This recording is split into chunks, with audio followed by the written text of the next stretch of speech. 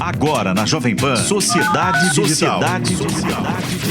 Com Carlos Aros e André Miceli. Sociedade Digital no ar, a ponte aérea mais tecnológica do rádio, da TV e da internet. Você nos acompanha em multiplataforma pela Jovem Pan News.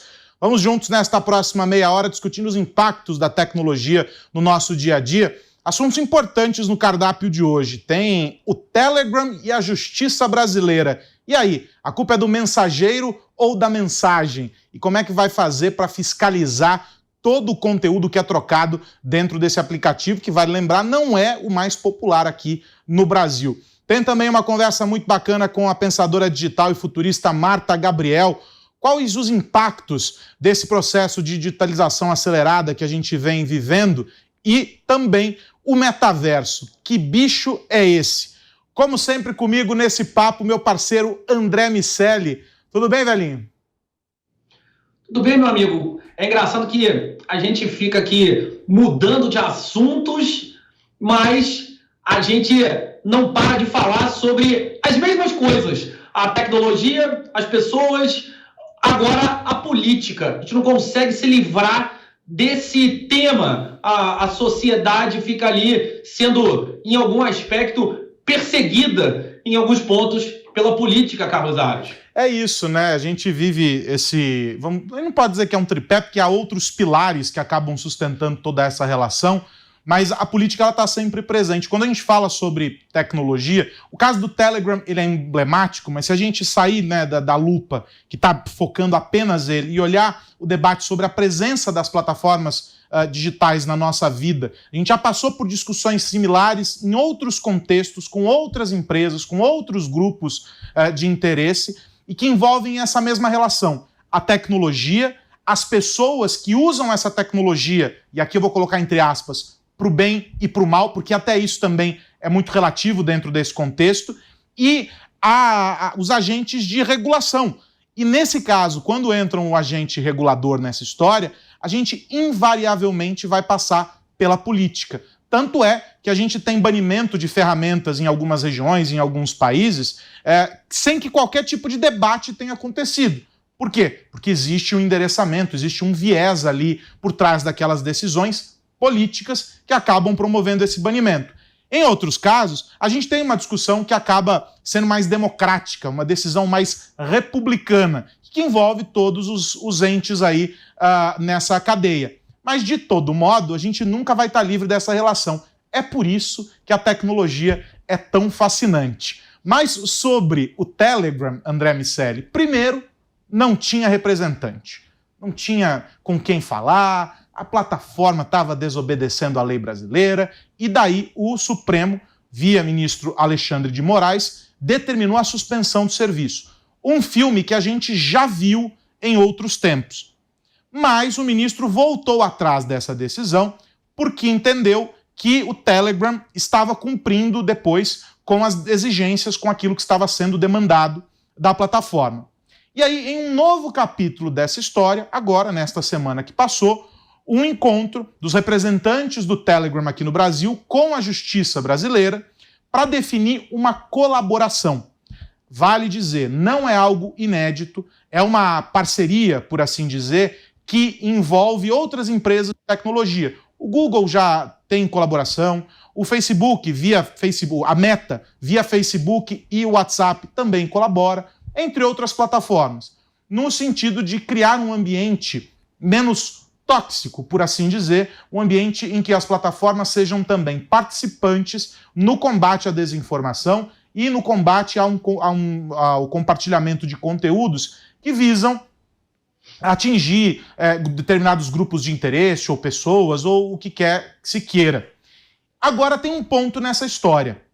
A gente, quando envolve as plataformas e demanda delas a responsabilização, aqui a notícia, agora a minha leitura sobre, e aí eu vou querer ouvir você também, André.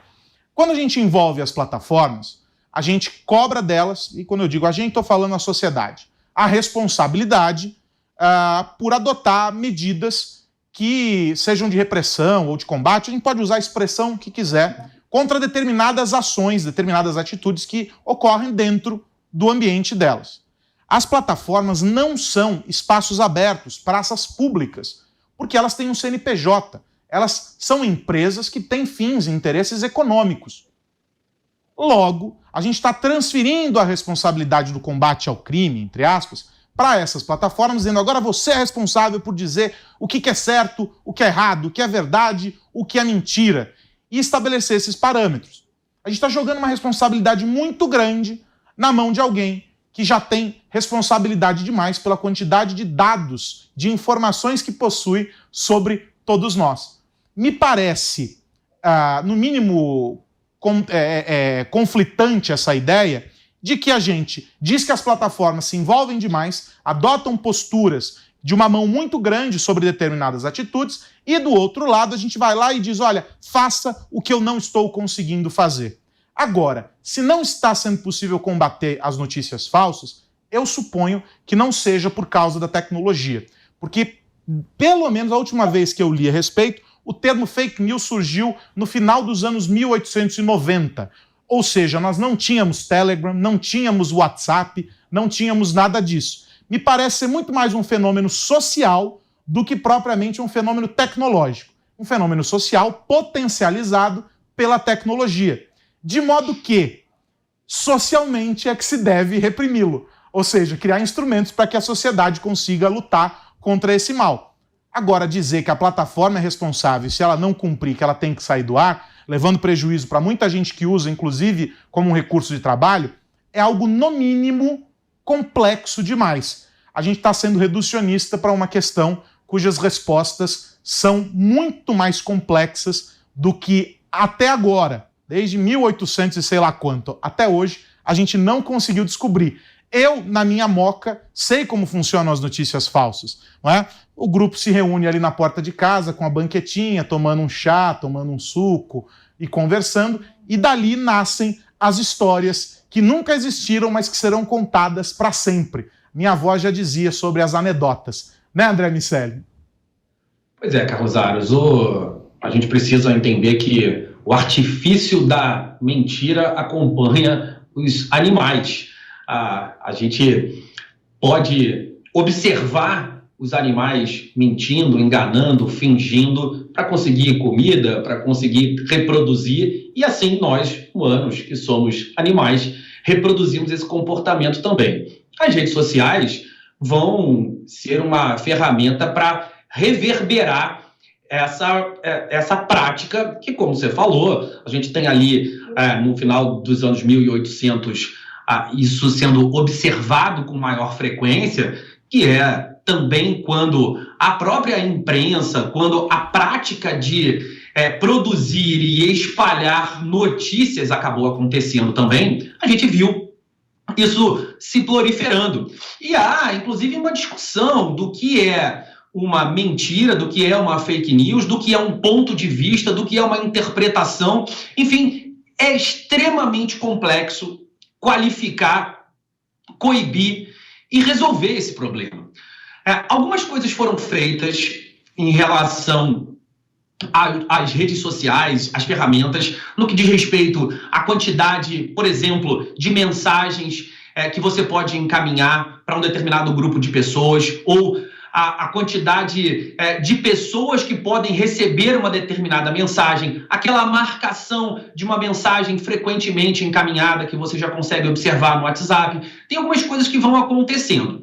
As redes sociais, elas podem ser responsabilizadas num determinado ponto. Como elas precisam maximizar o tempo que cada um de nós fica navegando ali, porque através dessa maximização ela tem um público maior para vender os seus anúncios e a partir daí ela faz dinheiro, como a troca de mensagens, a escolha do que aparece para quem é feita por um algoritmo e a gente não tem esse controle, dá para argumentar que existe uma responsabilidade dela, a empresa, a dona de cada uma dessas redes sociais, na escolha do que vai ser apresentado.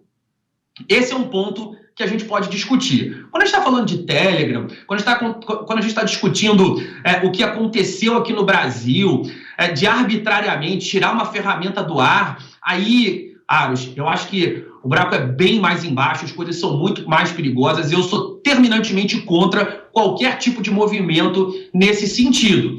No final das contas, o que a gente tem visto, o que a gente tem de exemplo de países fazendo esse tipo de proibição, de prática, é o pior possível em termos de democracia, em termos de práticas republicanas. A gente não tem grandes exemplos de democracias proibindo o uso de ferramentas. É uma questão de educar e uma questão de dialogar. O ministro Alexandre de Moraes fez uma argumentação em função de explicações que o Telegram não deu e agora o Telegram está ali, de alguma maneira, tentando limpar a própria barra, colaborando com a verdade, segundo as próprias palavras. A gente vai ver esse ano, Aros, esse assunto surgir várias vezes e no final da história vamos chegar à conclusão que não conseguimos resolvê-lo, porque não tem como resolver. A questão está nas pessoas, não está na tecnologia, como você falou. A gente precisa educar as pessoas a checar, validar as informações que estão recebendo e desconfiar. A desconfiança é o ponto de partida do movimento que vai minimizar o impacto das fake news na sociedade. Tem um ponto importante na sua fala que eu quero ressaltar aqui, que é o aspecto dessa diferenciação entre os aplicativos de mensagens, o alvo da vez nessa discussão, nesse debate, e as redes sociais, pura e simplesmente. Todos estão dentro do pacote redes sociais. A gente pode entender dessa maneira. Mas há uma distinção pela maneira como operam. Da mesma forma que existe uma diferença estrutural entre o WhatsApp e Telegram, pela maneira como funcionam, a lógica dos canais dentro do Telegram e toda essa história, e até questões não só da privacidade, como eles gostam de propagandear, mas a capacidade de transferência de arquivos, enfim, há um sem número de coisas dentro do Telegram diferentes do WhatsApp. Mas quando a gente pega esse grupo e compara com um outro grupo, que é o grupo das redes sociais, a gente descobre que existe uma situação ainda mais diferente, que é essa apontada pelo André, os algoritmos. A gente teve um cenário há uns anos atrás e que desencadeou uma discussão importante, aliás, foi até um propulsor para o debate sobre proteção de dados, que foi a discussão a respeito da manipulação de informações dentro do Facebook via Cambridge Analytica. Um caso que um colunista de uma publicação norte-americana tratou como uma modificação no DNA da sociedade por meio de algoritmos em rede social. Ou seja, manipularam a dinâmica de funcionamento da plataforma para direcionar conteúdos para determinados grupos com finalidades específicas. Esse era o caso lá atrás, Cambridge Analytica. Mas ainda em que, evidentemente, há uma fraude, há algo que não deveria ocorrer sendo realizado ali. Fora isso, mesmo nesses casos, a gente precisa entender que cada rede social desenvolve o seu algoritmo com uma determinada finalidade, que não é, evidentemente, a da manipulação, que não é, evidentemente, a de entregar notícias falsas. E, de novo, se essas notícias, e há vários estudos, inclusive, que mostram isso, se essas... Não dá nem para chamar de notícia, porque se é falso, não é uma notícia. Mas se essas histórias, se essas informações falsas que são compartilhadas, se elas são altamente engajantes, se elas ganham alcance e chegam a mais pessoas, é porque as pessoas estão respondendo a elas. E aí a gente volta no ponto final da fala do André, que é justamente o aspecto de como as pessoas reagem a tudo isso sem criar um filtro de desconfiança.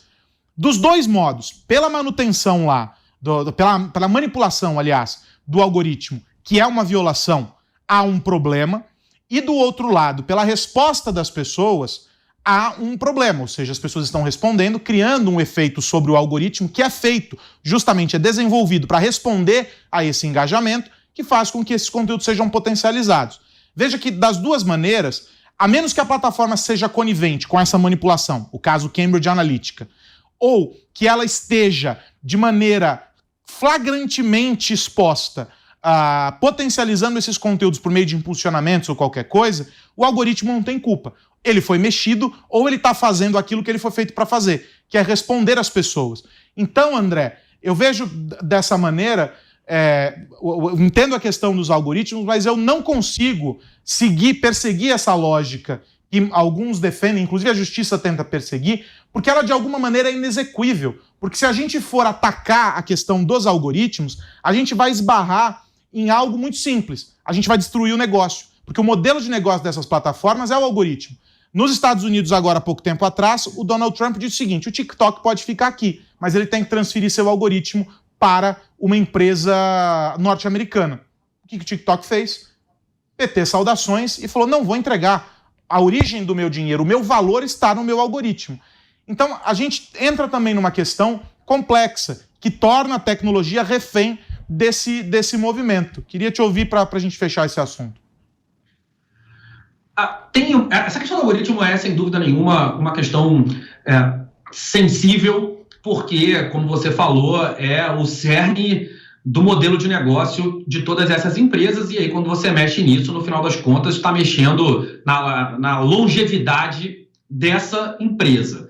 Quando a gente analisa a responsabilidade do algoritmo na distribuição das fake news ou na distribuição de uma notícia, uma matéria, uma informação que pode manipular uma sociedade, a gente vai ter que, de fato, comprovar a vontade dessa empresa em criar esse tipo de manipulação. Alguns documentários têm se dedicado a apresentar pesquisas que demonstram a quantidade de interseção de opiniões entre, por exemplo, democratas e republicanos antes e depois das redes sociais. E o que a gente vai observando é que as redes sociais vão consolidando tanto a informação de cada lado que eles passam a se distanciar em praticamente tudo. E aí a sociedade vai ficando cada vez mais polarizada. É um efeito colateral do uso desses algoritmos e dessa maximização do prazer que a rede social busca entregar para cada um de nós. Esses algoritmos ficam ali tentando criar uma experiência tão prazerosa para cada um de nós que está ali navegando, porque no final das contas ele precisa vender anúncios e publicidade, que o objetivo final é contrapor cada vez menos as nossas opiniões e as nossas ideias. Então ele passa a entregar mais daquilo que a gente já acredita, e aí esse processo de consolidação de ideias acaba acontecendo. Se a gente souber disso, Aros, a gente pode romper as bolhas, a gente pode conscientemente buscar contrapontos, buscar opiniões, e é por isso que a gente bate aqui no Sociedade Digital tanto na importância da educação a respeito desse assunto. Só com a educação a gente vai conseguir minimizar os impactos negativos. Tem muita coisa boa. O que eu acho, Aros, que dá para fazer é cobrar, por exemplo, por que alguns grupos terroristas estão nas redes sociais e alguns partidos, ou, por exemplo, porque o Donald Trump não pode ter o seu perfil. Esse tipo de equidade é que eu gostaria de entender mais claramente em relação aos critérios.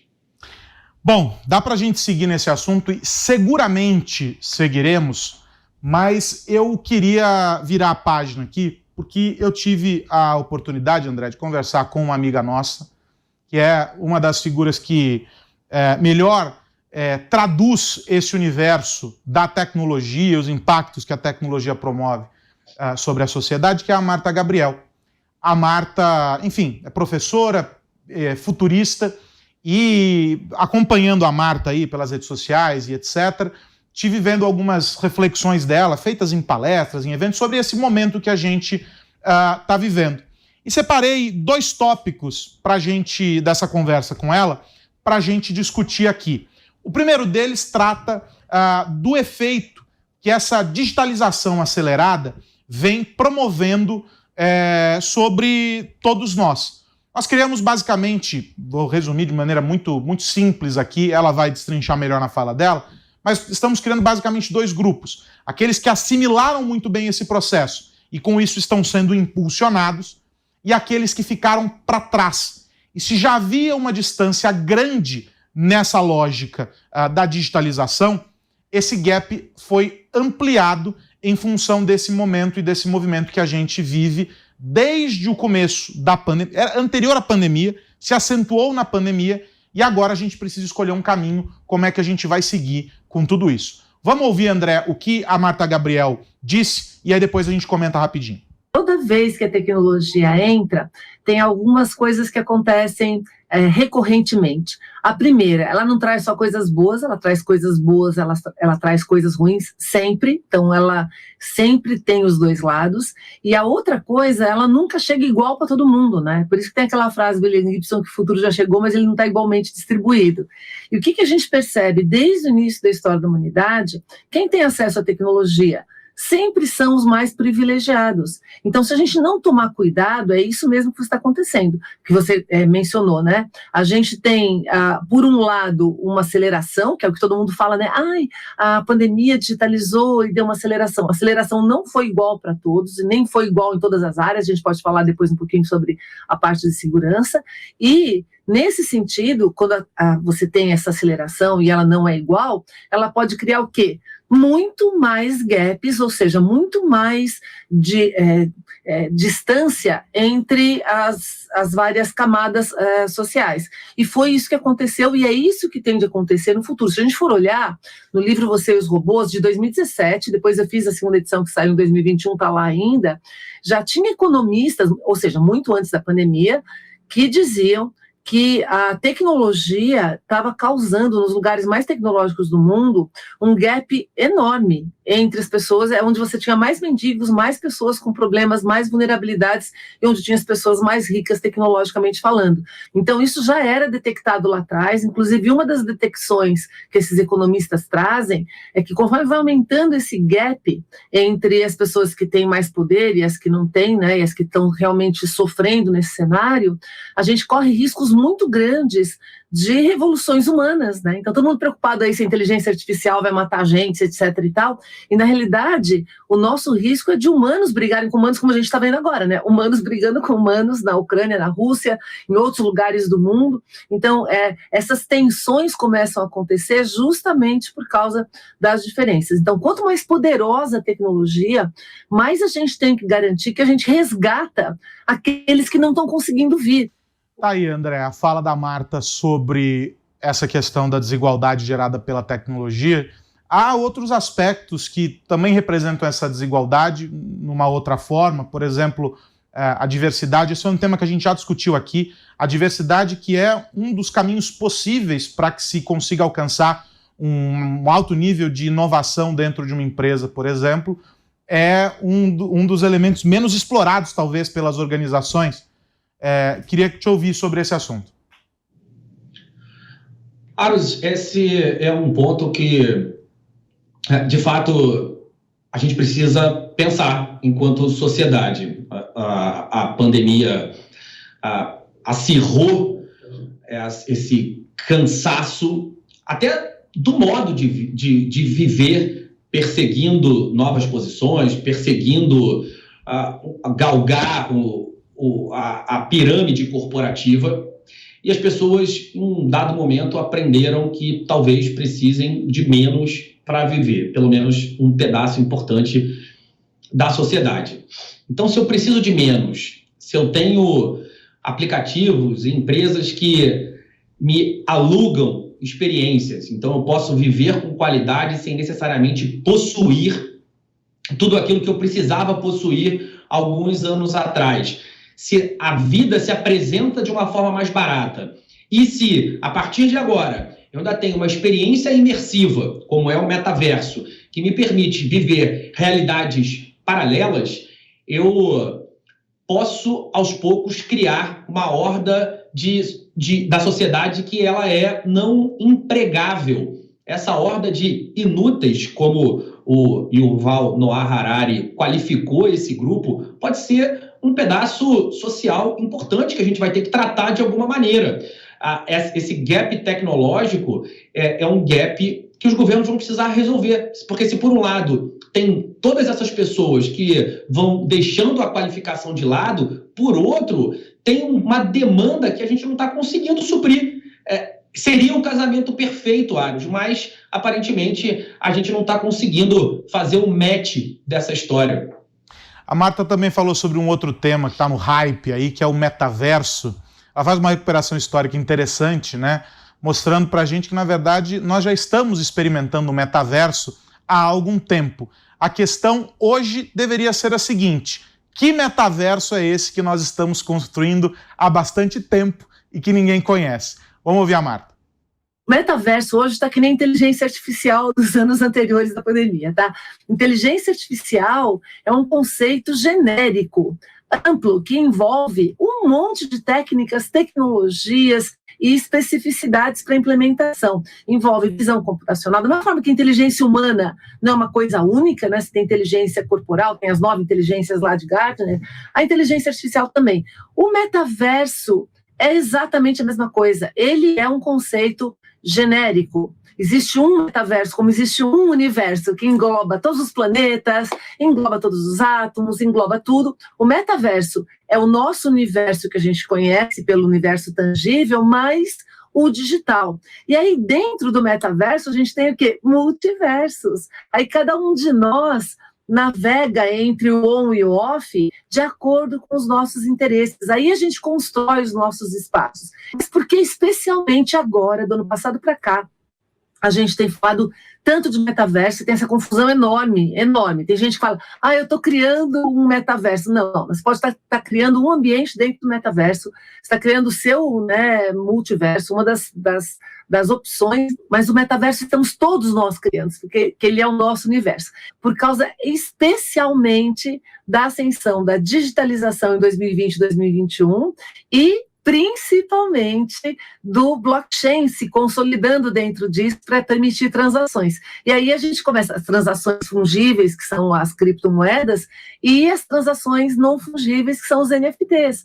Então perceba que a infraestrutura do metaverso, ela vem se formando desde o início da era digital, ele existe desde quando a gente usava só e-mail, era simplesmente uma dimensão. A gente passou a usar a tela, 2 dimensões, e agora a gente está indo para 3 dimensões, que na realidade a gente já faz isso, Carlos, desde os primeiros jogos tridimensionais, onde a gente tinha avatar. Eu tive, em 2007, uma palestra do Second Life que eu fiz para participar de um evento nos Estados Unidos. Eu tinha trabalho de arte no Second Life, tinha avatar em 3D. Só que as pessoas não tinham como ser mainstream isso. Então perceba que todos esses discursos de mídia que eu estou vendo agora de compra ou não compra terreno milionário no metaverso, isso aconteceu, vai procurar as manchetes aí, gente, de 2007, 2008, isso acontecia no Second Life já, que era uma das primeiros espaços 3D que todo mundo podia utilizar e que você experimentava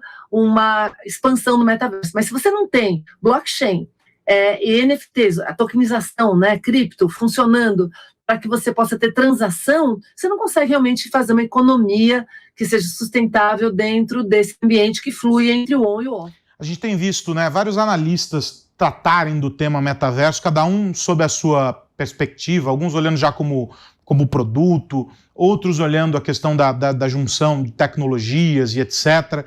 E essa lógica de que é essa fusão do online com o offline me parece ser absolutamente razoável, até para a gente conseguir traduzir para as pessoas o que é essa experiência.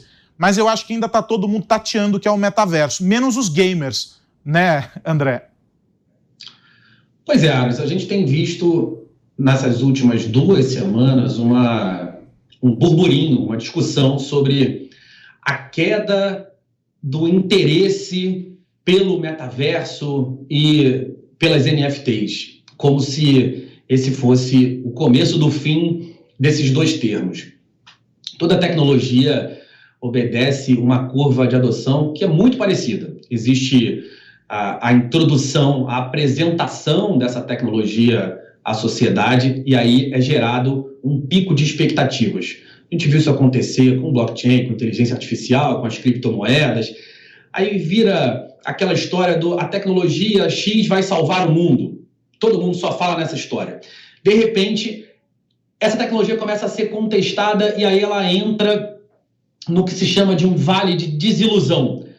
E é nesse momento, que até está sendo mais rápido do que o de costume, que o metaverso e as NFTs começam a se apresentar. A gente vai ver ali uma queda, as pessoas falando, será que é isso tudo mesmo? De repente, não é a mesma coisa que a gente imaginou, talvez não tenha tanta função quanto se esperava, e daqui a algum tempo sobe um pouco, não tanto quanto naquele momento inicial de frisson, e a gente atinge um platô onde o real uso para aquela tecnologia é encontrado e ela vai sendo usada por um determinado período, até que no longo prazo a gente consegue afirmar que toda tecnologia é descartada. Então a gente vai vendo isso acontecer com metaverso e NFT.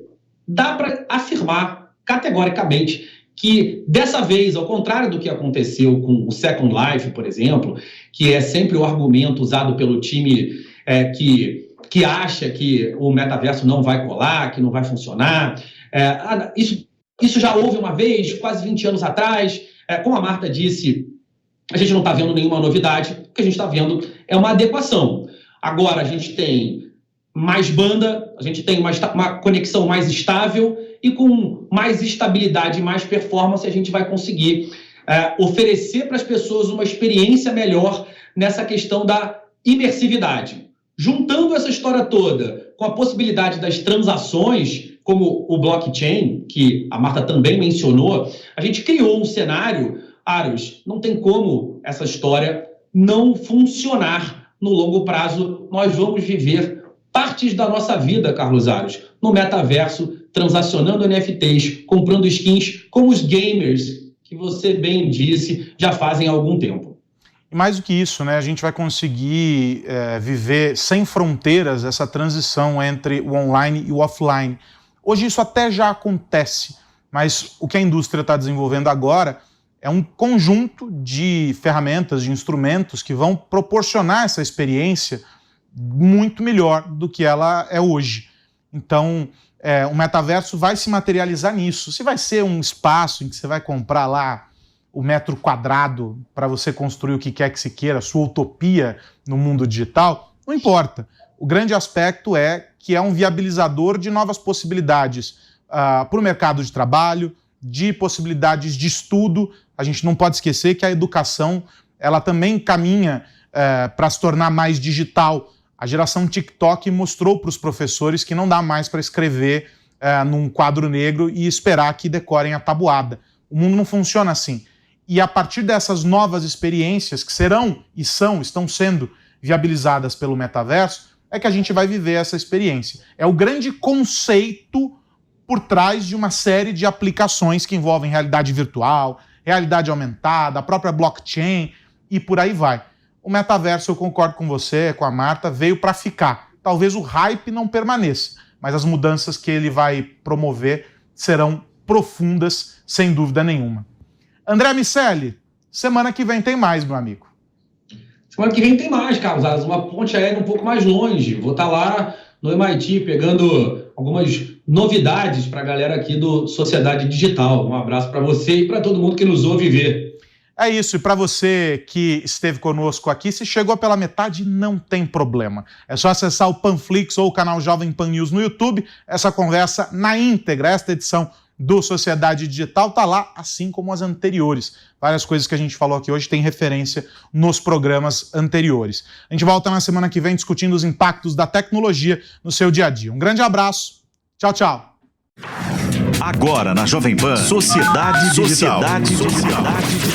Com Carlos Aros e André Miceli.